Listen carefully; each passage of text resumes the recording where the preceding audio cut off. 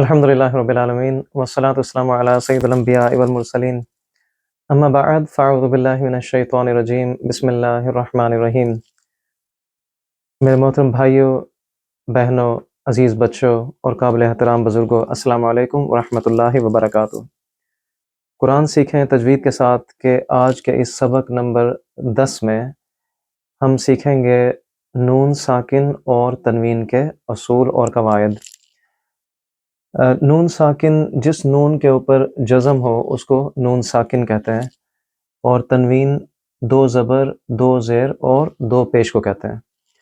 جن الفاظوں کے اندر آپ نون ساکن دیکھیں اور تنوین دیکھیں، اس کے بعد جو بھی حروف ہوں گے اس کے بنیادی طور پر 4 اصول ہوتے ہیں۔ نمبر 1 اظہار، نمبر 2 اخفاء، نمبر 3 ادغام اور نمبر 4 اقلاب۔ آج ہم پہلے 2 اصولوں کو سمجھنے کی کوشش کرتے ہیں۔ سب سے پہلا ہے اظہار۔ اظہار کے اندر آپ نے 6 حروف یاد کرنے ہیں اور دیکھنا ہے کہ اگر یہ 6 حروف نون ساکن اور تنوین کے بعد آئیں کسی بھی لفظ کے اندر، تو آپ نے نون کو مکمل طور پر ادا کرنا ہے، یعنی کہ نون کو اپنے ناک سے نہیں بولنا، نون کو پورے طریقے سے ادا کرنا ہے۔ اظہار کے حروف ہیں حمزہ، ہا، عین، ہا، غین، خا۔ حمزہ، ہا، عین، ہا، غین، خا، یہ 6 حروف ان کو کہتے ہیں حروف اظہار یا اظہار کے حروف۔ جب یہ 6 حروف میں سے کوئی بھی ان 6 حروف میں سے کوئی بھی ایک حرف نون ساکن اور تنوین کے بعد آئے تو آپ نے نون کو مکمل طریقے سے ادا کرنا ہے۔ اور اگلا اصول ہے اخفاء، جس میں آپ نے 15 حروف یاد کرنے ہیں: تا، ثا، جیم، دال، ذال، زا، سین، شین، صاد، ضاد، طا، ظا، فا اور قاف۔ یہ 15 حروف آپ نے یاد کرنا ہے۔ جب بھی ان میں سے کوئی بھی حرف نون ساکن اور تنوین کے بعد آئے فوراً بعد، تب آپ نے اخفاء کرنا ہے، مطلب کہ آپ نے نون کو اپنے ناک سے ادا کرنا ہے۔ اس کو کہتے ہیں غنہ کرنا۔ جب بھی آپ ناک سے نون کو ادا کریں گے تو نون کی آواز کو ناک کے اندر کھینچیں گے 1 یا 2 سیکنڈ کے لیے، تاکہ اخفاء جو ہے وہ صحیح طریقے سے ادا ہو سکے تلاوت قرآن پاک کے دوران۔ اب آپ نے صرف 6 حروف اظہار کے اور 15 حروف اخفاء کے یاد کرنے ہیں، اور تلاوت کے دوران اس چیز پر نظر رکھنی ہے کہ جیسے آپ نون ساکن دیکھیں یا کہیں بھی 2 زبر 2 زیر اور 2 پیش دیکھیں، اس کے فوراً بعد آپ نے دیکھنا ہے کہ کون سے حروف ان میں سے آتے ہیں، حروف اظہار میں سے ہیں کہ حروف اخفاء میں سے۔ اظہار کے ہوں گے تو آپ نے نون کو پورے طریقے سے ادا کرنا ہے، اور اگر اخفاء کے حروف آتے ہیں تو اس میں آپ نے نون کی آواز کو ناک کے اندر سے ادا کرنا ہے، یعنی کہ اس کے اوپر غنہ کرنا ہے۔ آپ کو چند مثالیں پیش کرتا ہوں، اس سے آپ کے لیے اظہار اور اخفاء کو سمجھنے میں آسانی ہوگی۔ یہاں نون ساکن کے فوراً بعد حمزہ آیا ہے اس لفظ کے اندر، اس نون ساکن کے بعد ہا، اس نون ساکن کے بعد عین، اس نون ساکن کے بعد ہا، یہاں غین اور خا۔ تو آپ دیکھیے 6 حروف جو آپ کو بتائے گئے تھے اظہار کے، وہ پہلے 6 الفاظوں کے اندر استعمال ہوئے ہیں۔ تو اس کو جب ہم پڑھیں گے تو نون کو ہم نے پورے طریقے سے ادا کرنا ہے۔ من آجالن، من، آپ سن سکتے ہیں کہ نون بالکل صاف انداز میں پیش کیا گیا، من آجالن، من ہادن، من علاقن، من حکیمن، من غفورن، من خوفن۔ یہاں تمام کے تمام 6 الفاظ کے اندر ہم نے نون کو پورے طریقے سے ادا کیا ہے، جو کہ اظہار کے کیس میں ہوتا ہے۔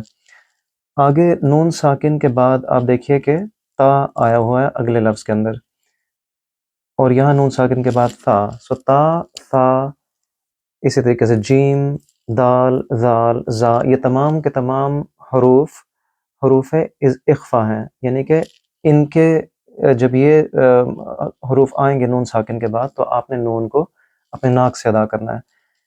مثلاً فمن تبع، یہاں کیونکہ تا ہے اور تا حروف اخفا ہے تو ہم نے اس کو اس طرح بولنا ہے فمن تبع.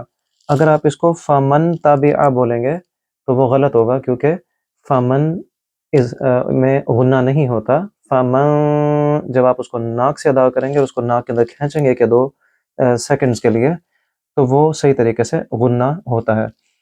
من ثمرات، یہاں بھی دیکھیے کہ میں نے من ثمرات بولا ہے، من ثمرات غلط ہوگا.